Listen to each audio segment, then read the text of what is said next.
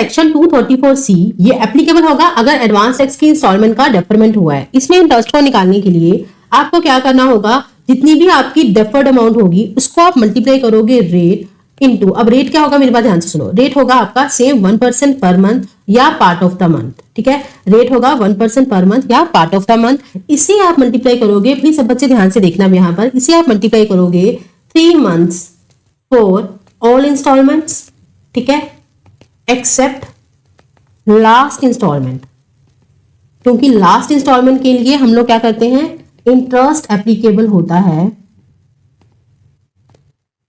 For 1 month always. अब मैंने ये क्या बोला मेरे पास, प्लीज सब बच्चे ध्यान से सुनेंगे।